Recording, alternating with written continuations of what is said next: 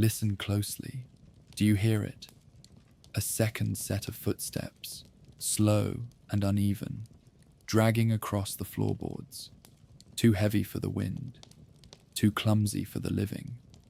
That, wanderer, is the rhythm of the zombie. Welcome back. The archive has been restless tonight. The candles burn low, their wax pooling like pale rivers across the desk, and the pages on the table shift as though stirred by a breath not quite my own.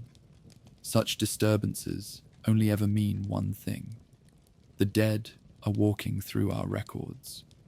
Not the Hollywood caricatures, all fake blood and hungry jaws, but something older, stranger. For centuries, people have whispered of corpses that refused to stay where they were buried. Mesopotamian tablets warned of hungry spirits. Norse sagas told of Draugr guarding treasures. In Haiti, the zombie became a symbol of slavery's cruelest chains. A body stripped of its soul, doomed to wander in obedience. Every age, every culture, reshaped the same dread. What if death does not hold? Before we open the record fully, a note. If you enjoy wandering these halls with me, consider leaving a like, a comment, perhaps even subscribing.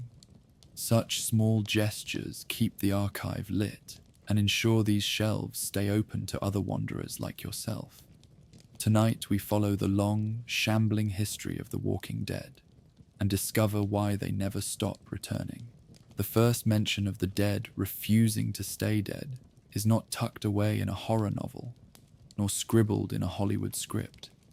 It is older, far older. The sort of story you find chiseled on stone, written in cuneiform, or whispered on clay tablets that were never meant to last this long. You see, death has always been difficult for humans to accept. Not the fact of it. We are practical enough to notice when someone stops breathing, but the finality of it. The thought that a loved one, or perhaps a less than loved one, could return and upset the balance. That has always been an unsettling possibility. In Mesopotamia, records describe spirits that slipped free if their burials were incomplete. In Greece, graves sometimes included heavy stones pressed against the body or across the mouth, just in case the corpse developed second thoughts about lying quietly. Even in Egypt, where the afterlife was carefully choreographed with scrolls, charms, and embalmers' hands, there were anxious spells to keep the dead from walking the halls of the living. What strikes me as curious is how universal it all is. Every culture seems to have invented the same solution: weigh the dead down, distract them with trinkets, bribe them with food. It is almost as though humans collectively decided, yes, death is inevitable, but let's add an insurance policy. The echoes of zombies, then, are not born from one place.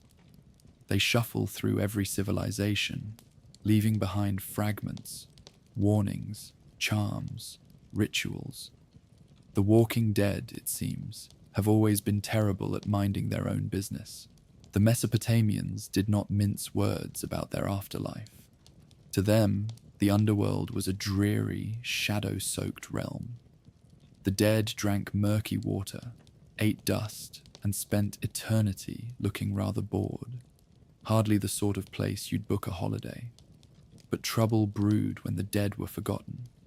If no one tended to them, no offerings of bread or wine, no remembrance at the family altar, they might claw their way back as an atemu, a hungry ghost. These weren't mindless eaters of flesh.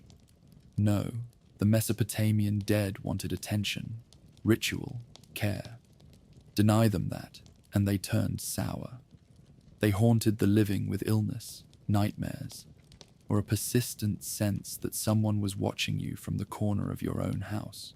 It's tempting to call this the first zombie, though that word had not yet crossed anyone's tongue. What unites them is the hunger, not for brains, but for what they were denied: offerings, love, acknowledgement. Hunger makes the dead restless. Hunger drives them back. And there is something chilling in that simplicity. A corpse, half forgotten, knocking politely on your door to remind you that even in death, it expects supper. The Norse were not a people to shy away from death. They sang of it, toasted it, and met it sword in hand. But even for them, there was unease about corpses that didn't stay politely still. The Draugr was their answer to this anxiety. A Draugr was no hazy phantom. It was solid, stinking, and more than capable of breaking your ribs. These revenants rose from their burial mounds to guard treasure, harass livestock, and occasionally crush the roofs of unfortunate neighbors. The sagas are full of brave warriors, forced to battle Draugr as though they were flesh and blood enemies. Imagine it.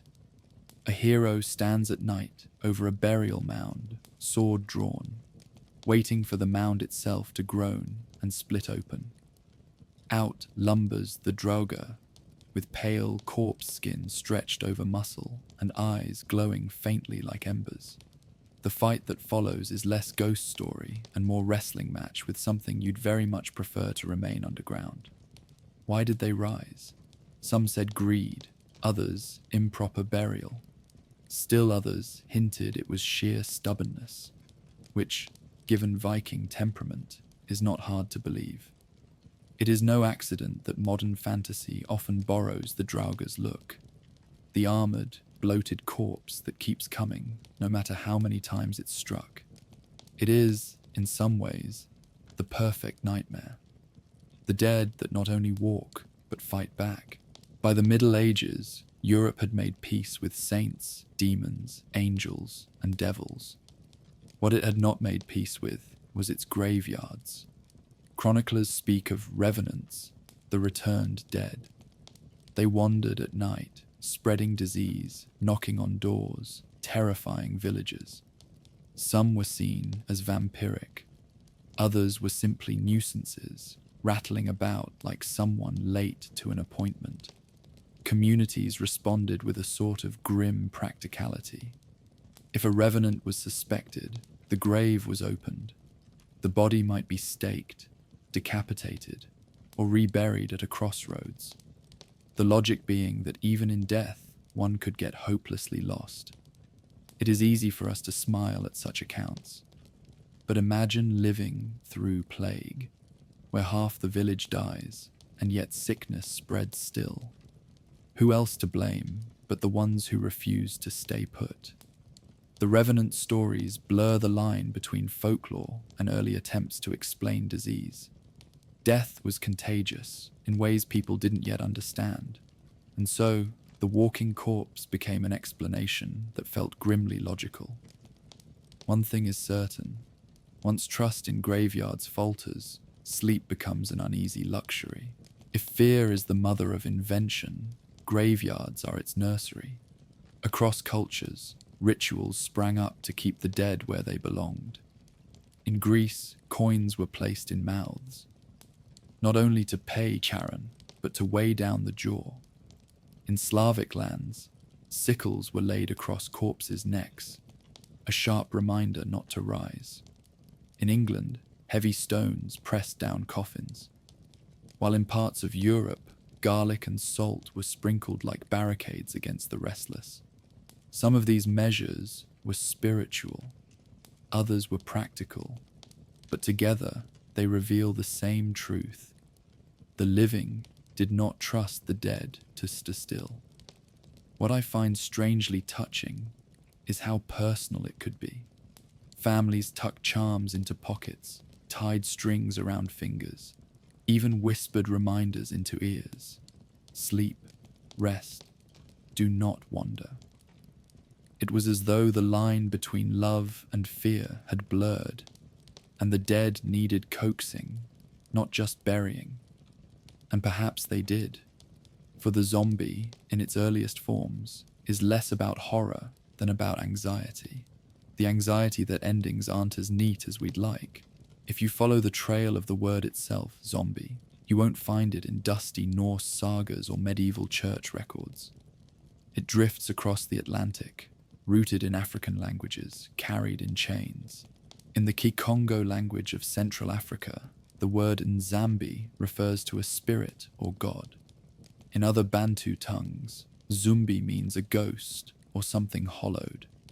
Words with similar shapes and shadows, all circling the idea of something emptied, something left wandering. When enslaved people were forced into the Caribbean, they carried these fragments of language with them. In the brutal soil of colonial Haiti, the fragments reshaped into something new, zombie. But here, the meaning grew darker still. A zombie was not a monster that clawed at doors. It was a human stripped of will, trapped in endless labor. The walking embodiment of enslavement, the very worst fate imaginable. To lose your soul and remain in chains, even after death. You see, the European imagination gave us the vampire, the aristocrat who feasts on peasants. The Haitian imagination, forged in oppression, gave us the zombie, the peasant robbed of even his own freedom. That shift matters. It tells us zombies are not merely creatures of superstition. They are cultural wounds given shape. And in Haiti, the word itself carried that weight. Every whisper of zombie was a reminder that freedom could be stolen, not just from the body, but from the soul. If we are to speak of zombies, we must speak of voodoo. And no, not the Hollywood caricature of dolls and pins, but the living, breathing faith of Haiti, shaped from African roots and Catholic overlays. In voodoo, the soul is not a simple thing. It is layered, complex. One part can wander, another part can remain. And in this belief, the fear takes root. What if one's soul could be stolen? The zombie, in this cosmology, is a person deprived of their bon ange, their little good angel, the piece of the soul tied to will and identity. What remains is a shell, the body still moving, still breathing, but hollow, pliable, enslaved. Stories tell of sorcerers, bokor, who could call someone into such a state, sometimes as punishment, sometimes for labor, always as a grim warning. Even in death, chains might not break. This was not horror in the modern sense. It was terror rooted in history. To those who already knew the whip and the overseer, the zombie was the nightmare made literal. Eternal servitude. It's ironic, in a bitter way, that Hollywood would later turn the zombie into a mindless horde. In Haiti, the tragedy of the zombie was not that it would eat you, but that it had been eaten itself. Every folkloric fear eventually meets someone eager to explain it. In the 20th century, outsiders began chasing the idea of the zombie powder. The story went like this. A bokor could create a zombie by poisoning someone, burying them alive, and later reviving them in a diminished state. The supposed recipe was exotic, sinister, and conveniently impossible to confirm. Pufferfish toxin, ground bones, herbs gathered at midnight under specific stars. Each account varied, but the gist was the same. Science dressed in the robes of sorcery. The truth? Harder to say.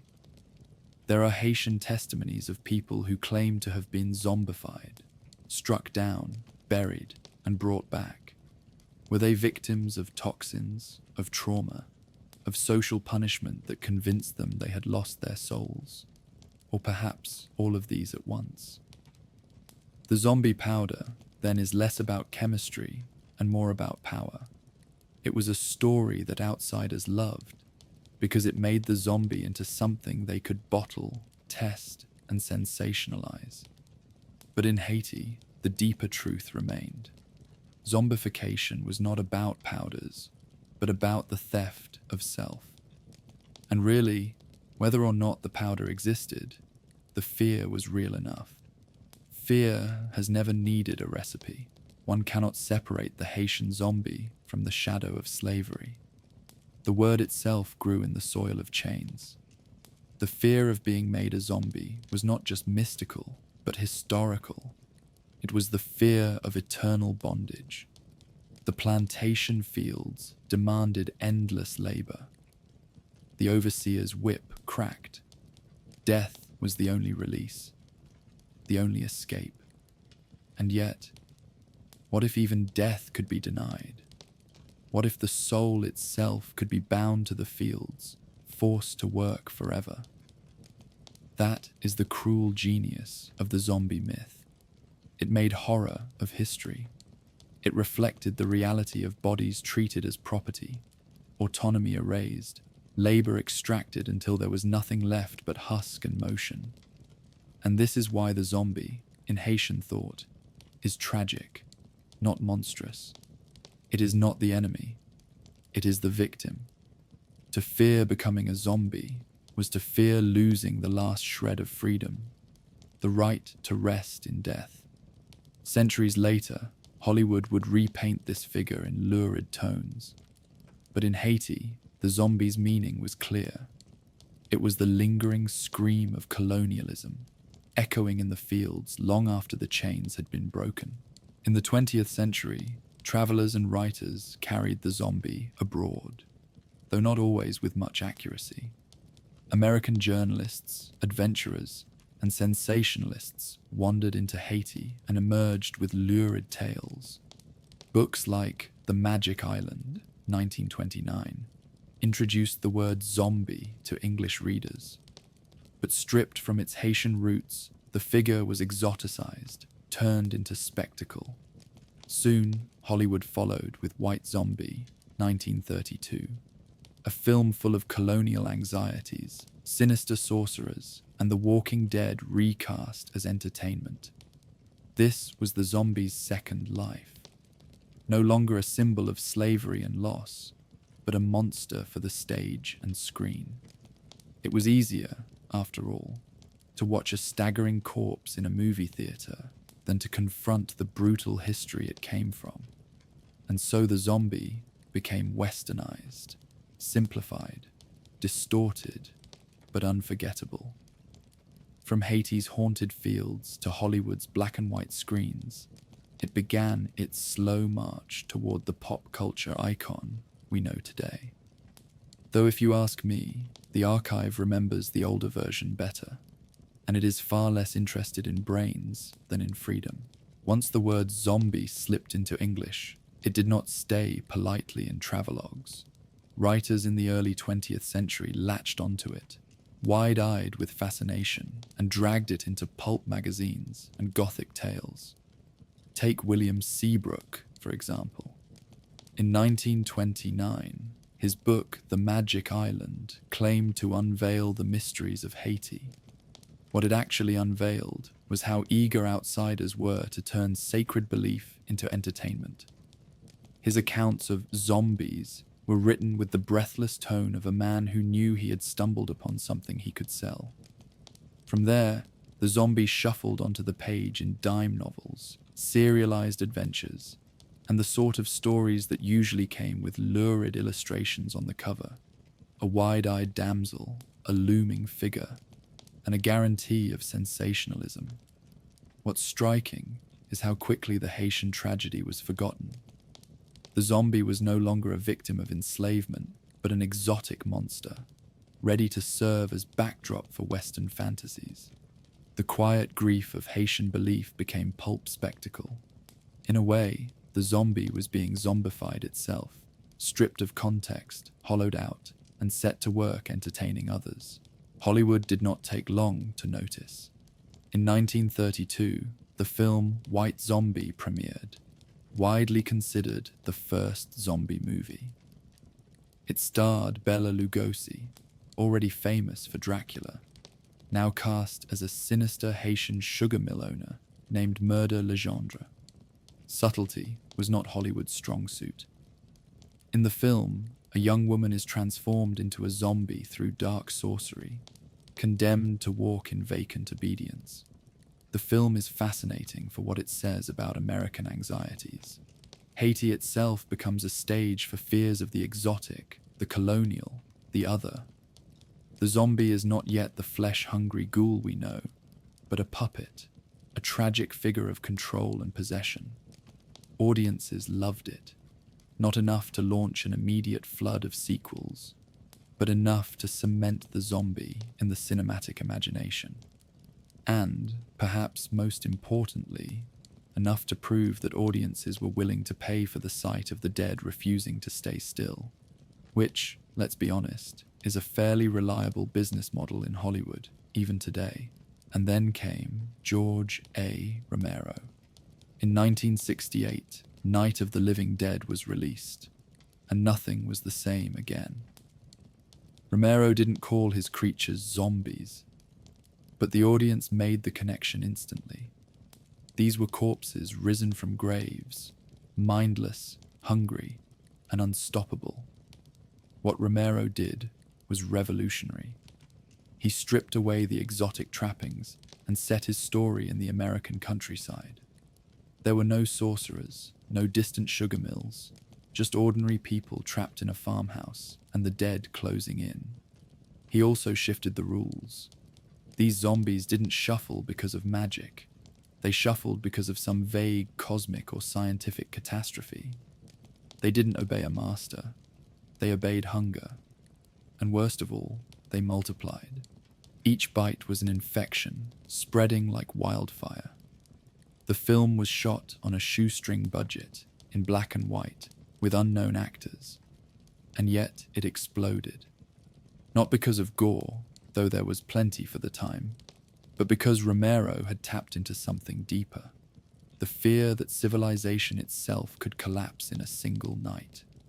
It is no exaggeration to say that modern zombie lore, the hordes, the infection, the apocalypse, all walk out of Romero's farmhouse. And, fittingly enough, they have been eating our culture alive ever since. After Romero, zombies lurched into every corner of popular culture. In the 1980s, films like Return of the Living Dead added something unexpected: comedy. This was the first time zombies specifically craved brains, a detail that somehow stuck in the public imagination, like chewing gum on a shoe. Gore mingled with slapstick, and the zombie proved surprisingly flexible. The 1990s brought another twist: video games. Titles like Resident Evil reintroduced zombies as terrifying adversaries for a new generation, blending cinematic horror with interactive dread.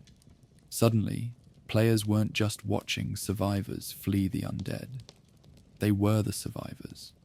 By this point, zombies had become less about folklore and more about a cultural sandbox. They could be terrifying, funny, tragic, or absurd.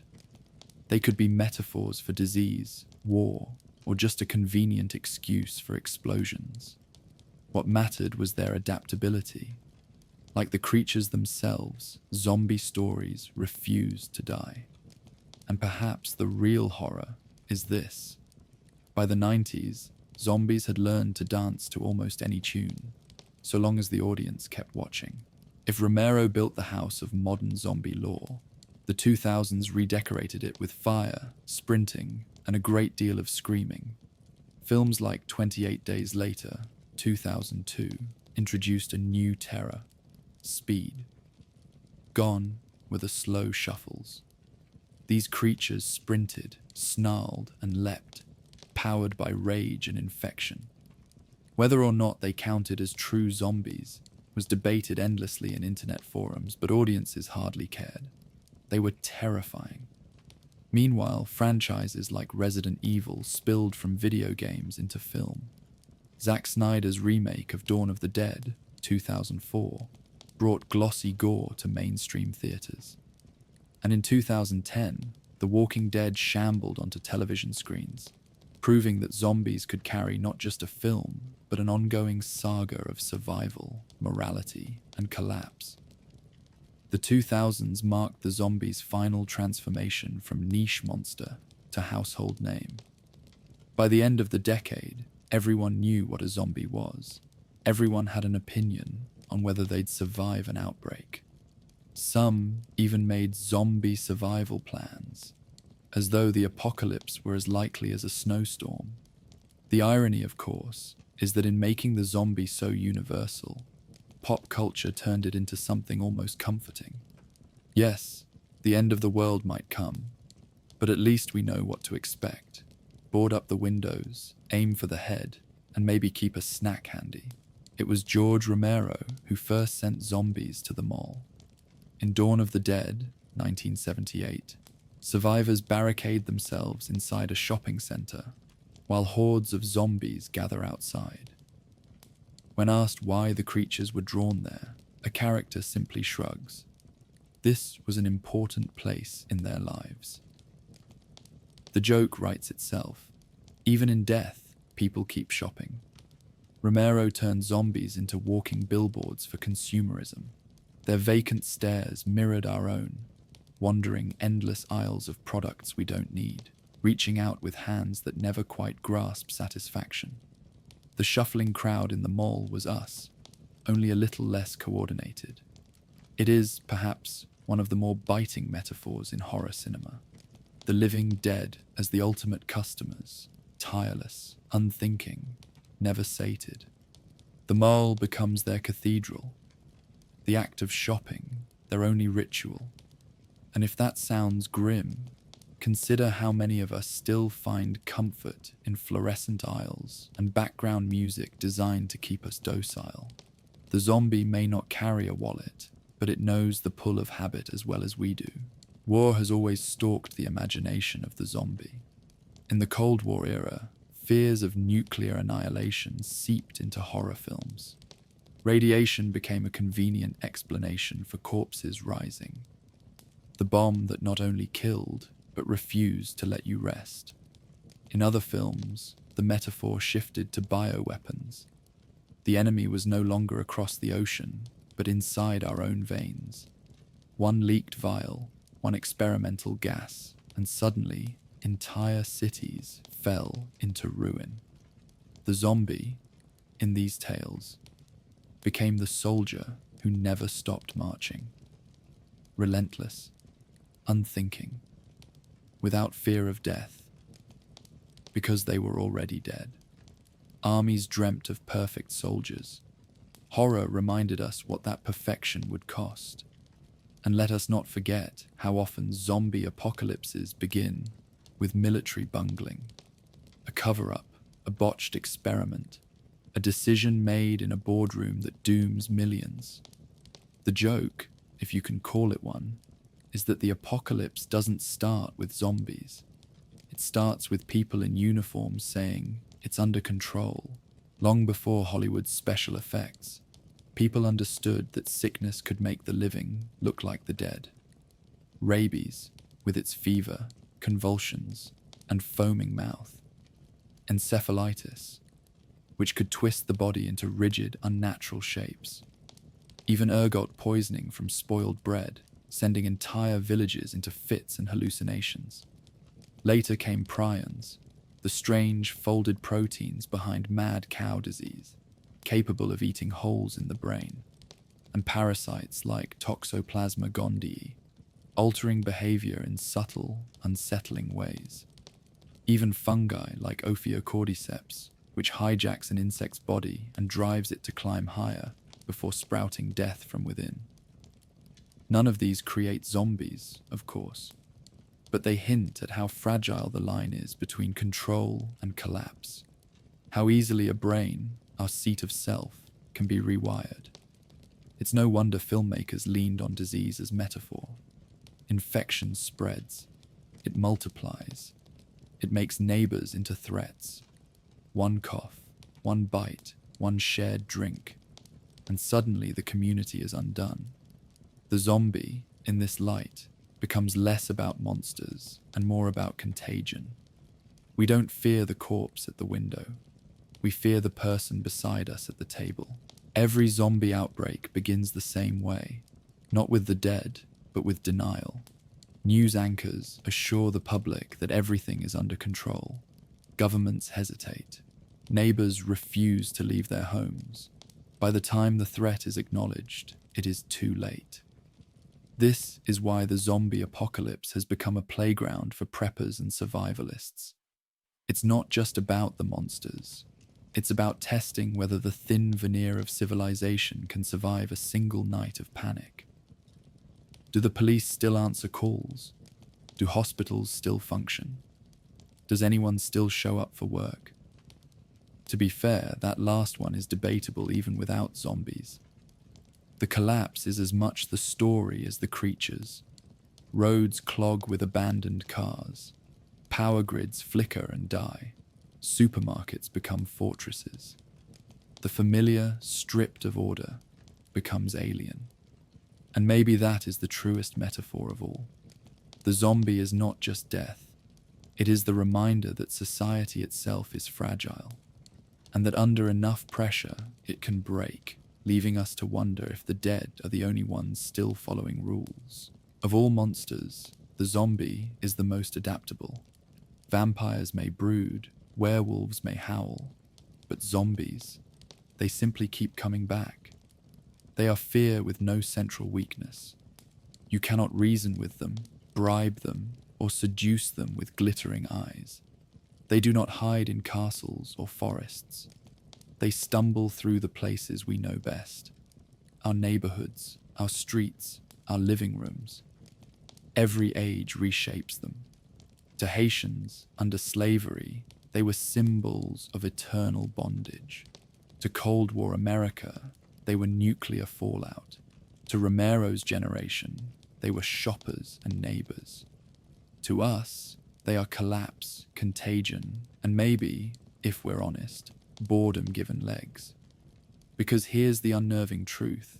Zombies are dull, repetitive, predictable. And perhaps that is why they frighten us. They embody the most terrible fate of all. Not to die, not to suffer, but to exist without meaning. To shuffle forever with no purpose but hunger. That is why the archive whispers their stories again and again. Not because we expect the dead to walk, but because we fear the day we stop walking with reason ourselves. Though Hollywood has made the zombie a household name, the walking dead are not confined to American cinema. They still wander far older roads. In West Africa, tales tell of the Nzumbi, spirits of the restless. In China, the Jiangshi, the hopping vampire, stiffly lurches after the living, more comical in modern retellings, but once feared as a serious danger. In South America, whispers speak of corpses enchanted by dark magic, forced to work fields under moonlight. Every culture seems to keep its own restless dead alive. And interestingly, most of them share the same ingredients: a body that refuses to stay still, a hunger or need unfulfilled, and a community anxious to explain why the grave does not hold. What changes is the flavor. In one place, the walking corpse is punishment. In another, it is a warning. Elsewhere, it is merely an unlucky accident of burial gone wrong. But the fact that it exists everywhere tells us something important.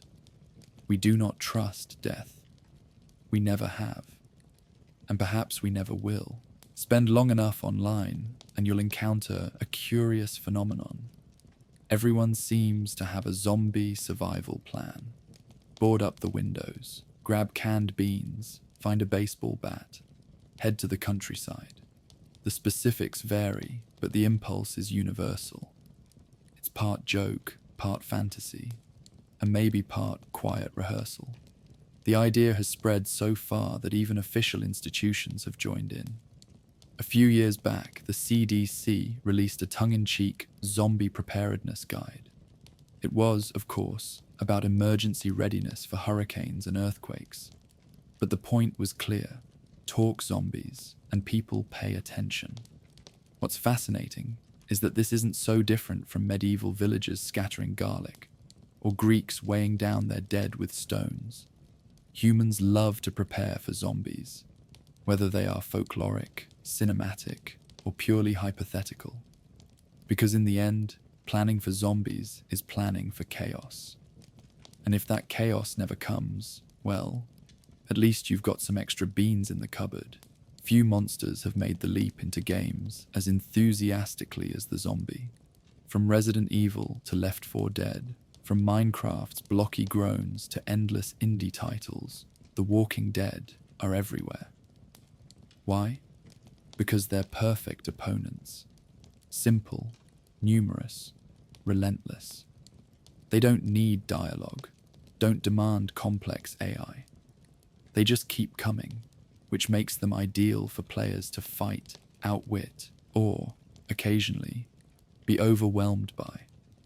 And beyond games, zombies creep into every corner of culture. Halloween costumes, novelty t-shirts, parades, and even charity runs where people are chased by volunteers in ragged makeup.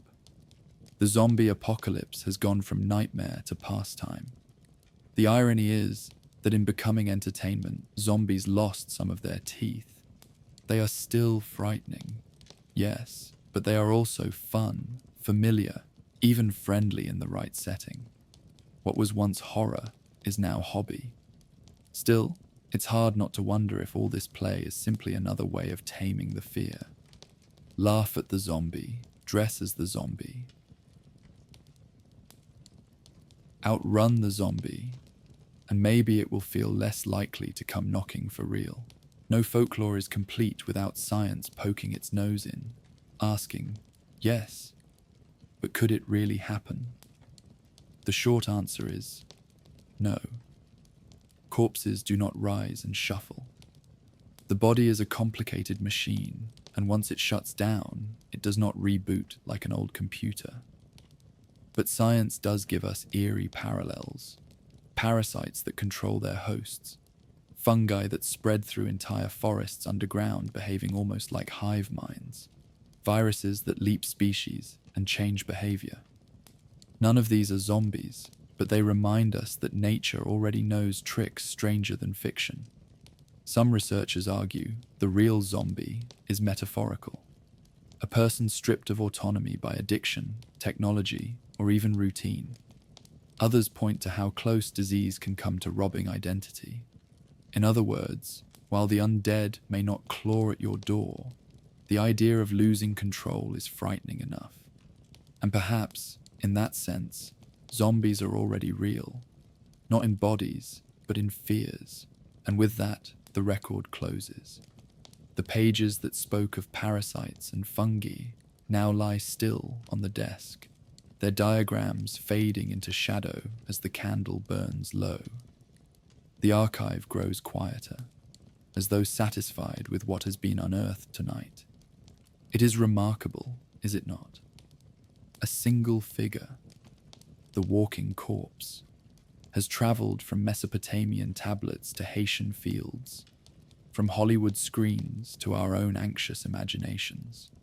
Always different, always familiar, always reminding us that death is less certain than we pretend. Perhaps that is why zombies linger. They are simple, blunt, unthinking, and yet they carry our deepest worries. They are not only the dead that walk, but the fears that will not rest. Here, though, they can do no harm.